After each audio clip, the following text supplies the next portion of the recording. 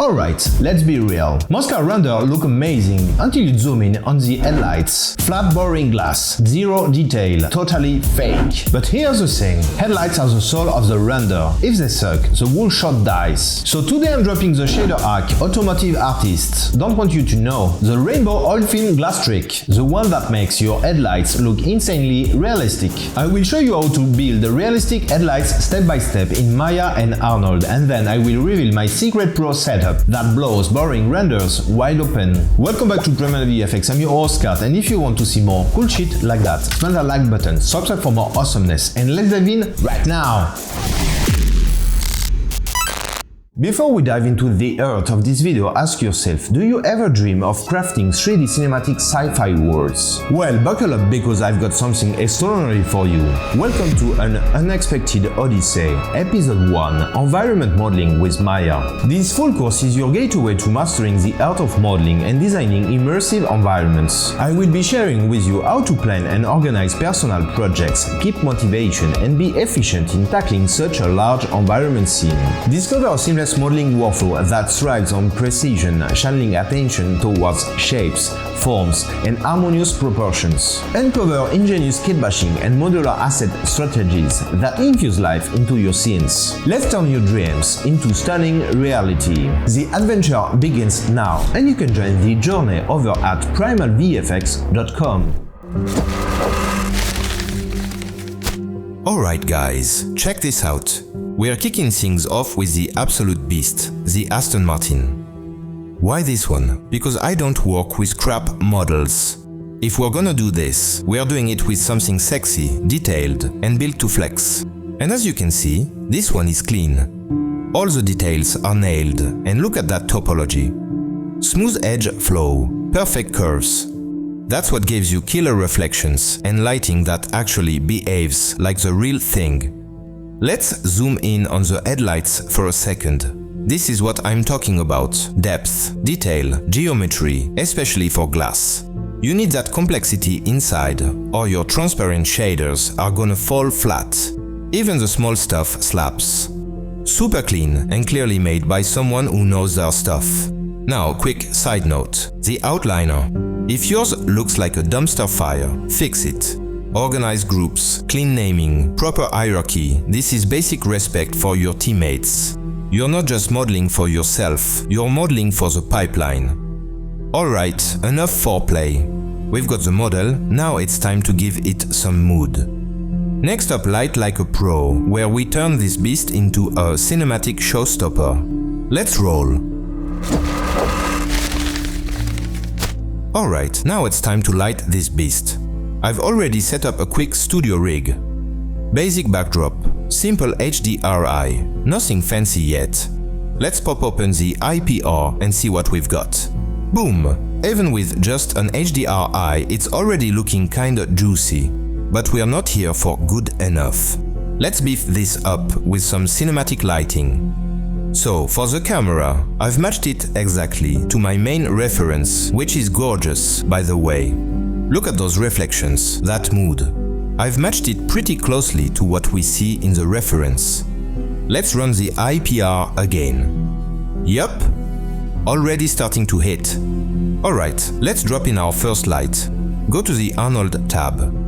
Click Create Light, rotate it, and position it right above the car. Now let's dial it in. Turn off Normalize. Set samples to 2. Exposure, go with 3 for now. Hit the IPR again, and now we tweak.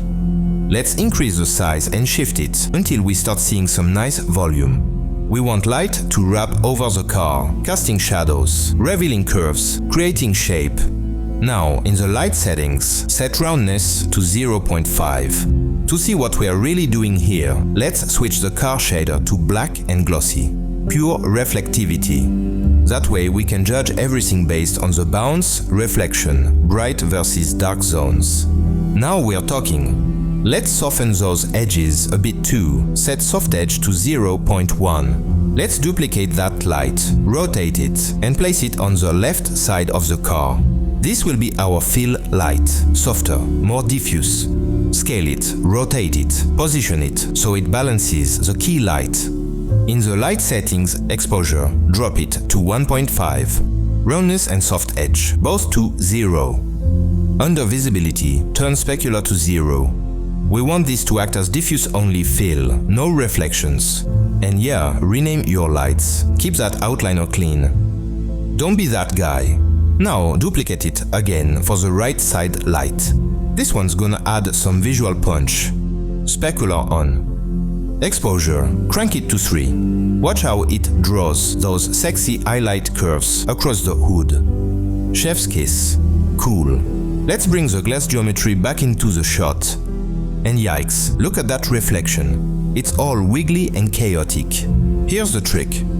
We are gonna exclude our top light from the glass entirely. Open the relationship editor, light-centric linking. Select the top light, deselect the glass geo on the right. Boom, no more bad reflection. Now duplicate that top light, and this will be your glass-only reflection light. Position it carefully so it gives you a clean curve that follows the vehicle shape without being distracting. In the light settings, set soft edge to 0.5. Looking nice. Let's add one more, a detail light just for the inside of the headlight. Duplicate again, scale it small, rotate it to aim right under the glass, where all the geo detail is hiding. Tweak its position, exposure and shape. And of course, exclude this light from the paint and glass using light linking again. We want it just for the inner detail, no weird highlights. Boom! Now we've got a super clean, super cinematic lighting setup. Headlights, reflections, curves, all under control. And now that the car's lit like a damn movie star, it's time to give those materials some love. Get ready to scuff it up. Alright, time to make this headlight look real. Let's dive into the good stuff, materials that actually hold up in close-up. So I've already split all the geometry into different material IDs. Everything's clean, separated and ready to go. Let's open up the IPR. You'll see every piece of the model showing a different color. Each color represents a material simple and super efficient for dialing everything in. Let's start with the car paint, which covers like 80% of the whole image. Now, I won't go through the full setup here, because I already covered this in the Automotive Shaders playlist. If you're looking to create that super glossy, candy clear showroom paint, check out that video later. It's got everything you need to nail that premium car look. So I'm gonna import the paint shader I already built, assign it to the geo. And boom, it looks stunning. We're matching our reference really closely already. Alright, next up the black plastic. I've got a new AI standard surface shader for that. Base weight down to around 0.4, base color to black. Then into the specular, weight to 1, color to white, roughness untouched for now, and IOR at 1.35. That's a good start, but right now it's too clean. So let's rough it up a bit with some surface imperfections. I'm dropping in a dust map. It's full of subtle scratches, all the little grime that sells realism. Make sure the color space is set to raw and rename the node to keep it tidy. Next, I'm using a triplanar node, that way we don't need UVs. And I'll drop in an AI range to remap the values. We'll connect everything together and drive it straight into the specular roughness.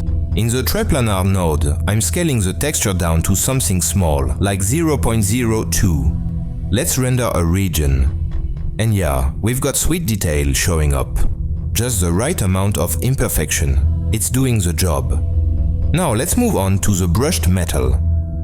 Base color to dark gray. Specular weight stays at 1. Color to white. Metalness to 1. Coat weight to 1. IOR to 1.45. And specular roughness set to 0.35. That's already decent, but let's give it that proper brushed texture. I'm loading in a 4K brushed roughness map. It's got those nice linear grooves, just what we need. Again, rename the node, throw it through a triplanar, then into an AI range. Connect it to specular roughness and scale the projection down so we can see those lines properly. Then I'll adjust the contrast. I'll crank it up to 1.5, maybe even 2. Actually, that's a bit too much. Let's dial it back. Output min to 0.3, output max to 0.5 and input min to 0.3. Then I'll reset the contrast back to 1. Let's render that. And there we go. Now we've got real brushed metal. Clean directional reflections, no fake glossiness. Alright, time for some dark chrome. Base color to dark gray, metalness to 1, roughness at 0.35. In the Code tab, we'll set the weight to 1, roughness to 0.01 and IR to 1.3. Now for the lighter chrome parts, more of a mid-bright chrome. Drop the base color to a mid-gray, keep metalness at 1, specular color to white, roughness at 0.35. In the Code tab, weight at 1, roughness at 0.01 and IR still at 1.3. I'll bump the base brightness slightly, just to give it that polished contrast. Looks good. Let's move on to the LEDs. Super simple. Grab a glass preset and in the Emission tab, set the weight to 1. Actually, let's make it pop more. Push the weight up to 3. Now it's glowing just right.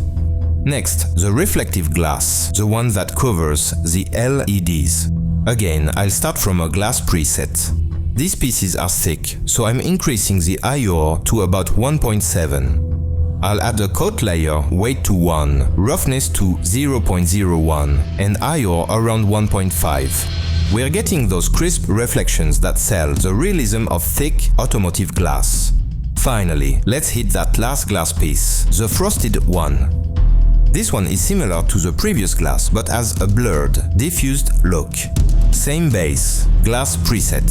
Then increase the roughness to 0.2. That gives us those soft, frosty refractions, the kind that catches just enough light without going full mirror.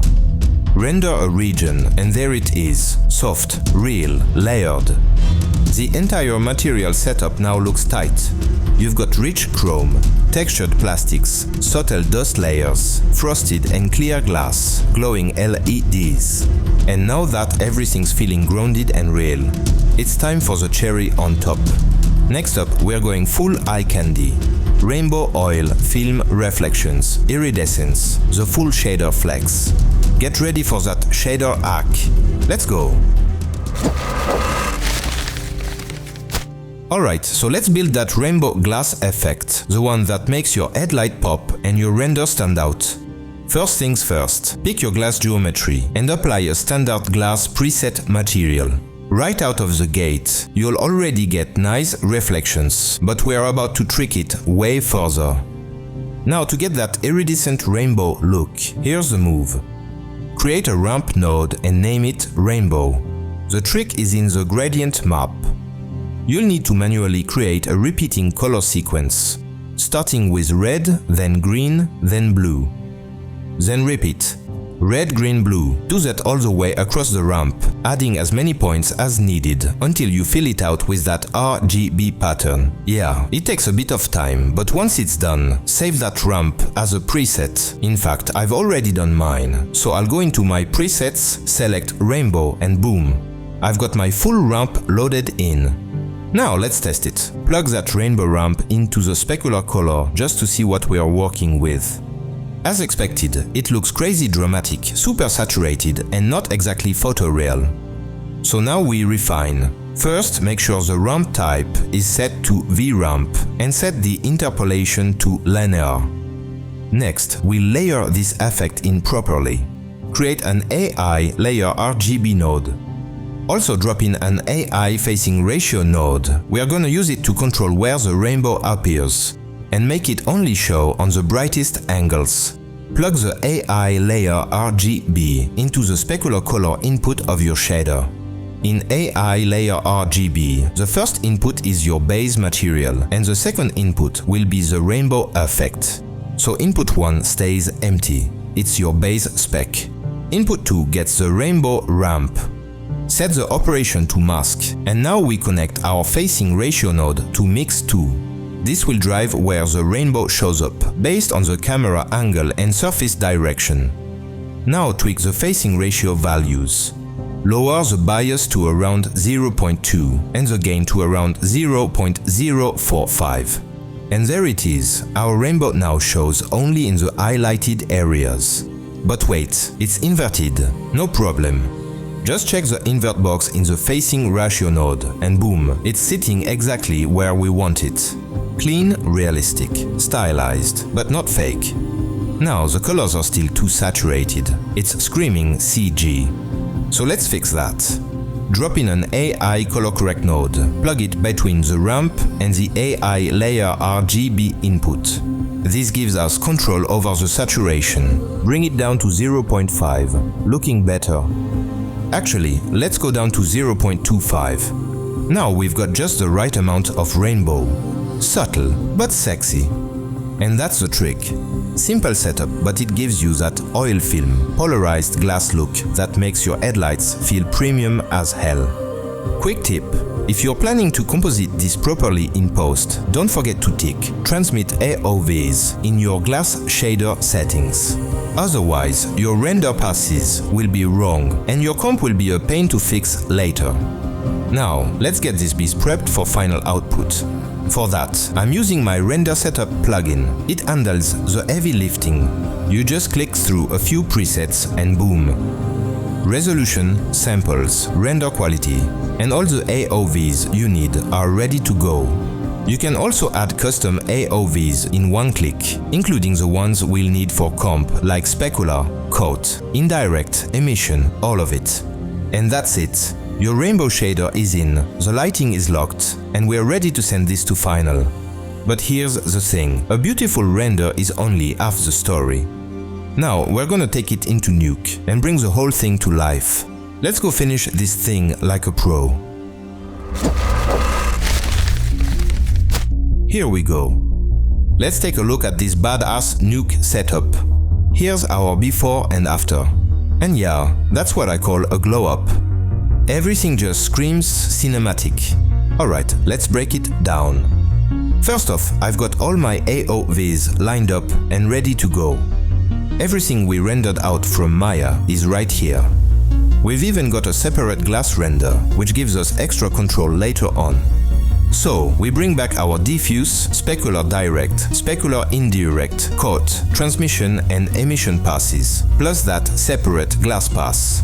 Once everything's in, I merge it all together using a plus operation. This workflow is great because you can tweak every pass independently.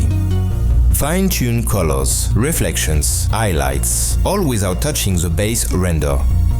On the diffuse, I did a quick color correct to balance the tone and push the hue a little for a richer base. For the specular direct, I added a grade node to make the glass reflections pop harder. For the specular indirect, I threw in another color correct node to boost the contrast that gives the reflections more depth and bite. On the coat, I added an exposure node and cleaned up a few unwanted highlights that were catching weirdly. Then the emission pass, that's the fun one. I knocked out some unwanted spill, then added a glow to make those LEDs really burn bright. For the glass render, I gave it a slight grade to bring in cooler tones in the shadows, then another subtle glow and a final exposure to push the brightness just right. Once everything's merged together again. Boom, we've already got a render that looks damn close to final. Now it's time for the finishing touches. I did a small color correction to clean up the reflections inside the glass and tone down some of the overly warm spots. Then I added a depth of field effect, pulled in the Z-depth pass, graded it, clamped it, and piped it through a Z-defocus node. Used a custom iris shape to get those nice cinematic bokeh highlights. Subtle but classy. Next, a vignette. Classic move, but it works every time. I drew it with a roto shape, blurred it out, and darkened the edges just enough to pull focus toward the center. Then comes the lens effects. This is where we make it feel like a real camera. Added some subtle lens reflections, a bit of chromatic aberration, and just a hint of film grain to bring back that tactile realism. After that, I dropped in a lot to lock in that cinematic grade, deep blacks, warm mids, crisp highlights. Then a final glow on top to make everything sing. And finally, the multi-output setup. My custom node group that exports everything cleanly in one go. If you want to learn how to set that up, I've got a full breakdown video on that too. Definitely worth checking out. And that's it, folks. Look at those gorgeous headlights, reflections, detail, mood, everything working in harmony. This is how you turn a simple render into a cinematic shot that slaps. Thank you so much for watching. If you enjoyed the content, you know what to do. Subscribe to my channel for more awesomeness. And I'll see you guys in the next video.